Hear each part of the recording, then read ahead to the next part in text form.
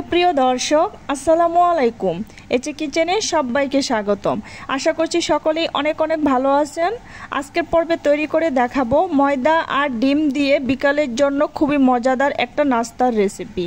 এই নাস্তাগুলো আপনারা একবার তৈরি করে এক মাস সংরক্ষণ করে রাখতে পারবেন। এই নাস্তা তৈরি করা খুবই সহজ আর খেতে কিন্তু অনেক বেশি মজাদার। বিকেলে চায়ের সঙ্গে খাওয়ার জন্য মুচমুচে এই পিঠাগুলো খেতে কিন্তু দারুণ লাগে। কোনো ঝামেলা নেই, 10 মিনিটের মধ্যেই কিন্তু অনেকগুলো পিঠা তৈরি করে নেওয়া যাবে। তো চলুন রেসিপিটি দেখে নিচ্ছি। প্রথমে একটি বাটিতে 2টা ডিম নিয়ে নিচ্ছি, হাফ কাপ চিনি দিয়ে দিচ্ছি, হাফ চা চামচ দিচ্ছি লবণ। এবার চিনি আর ডিমটাকে আমি খুব ভালো করে ফেটিয়ে নেব। চিনিটা একদম গলে গিয়ে মিশে যাওয়া পর্যন্ত ফেটিয়ে নেব।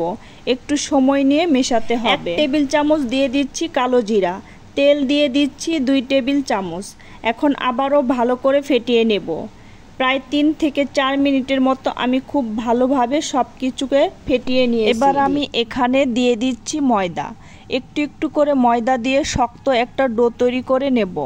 2টা ডিমের জন্য আমার এখানে 2 কাপ ময়দা লেগেছে, তবে ময়দার পরিমাণ আপনাদের আরও কম বা বেশি লাগতে পারে।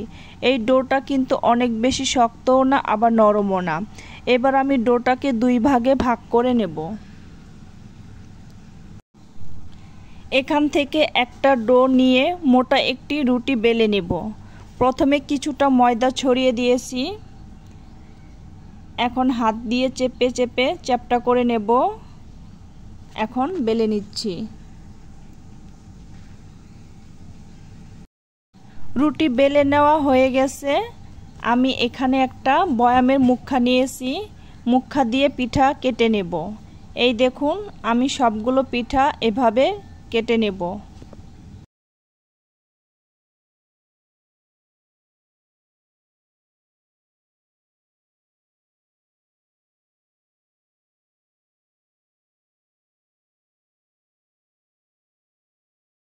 এখন পিঠাগুলো ভেজে নেব। ফ্রাই প্যানে পরিমাণ মতো তেল গরম করে নিয়েছি।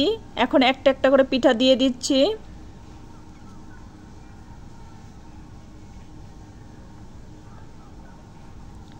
চুলার আঁচটা লো করে পিঠাগুলো ভেজে নিতে হবে।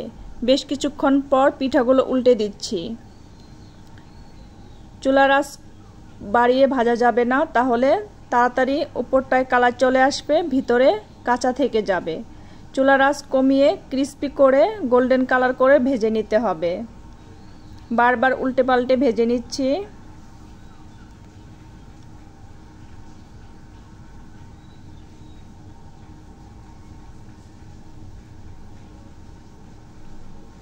পিঠাগুলো ভাজা হয়ে গেছে, এখন তেল ঝরিয়ে তুলে নিচ্ছি।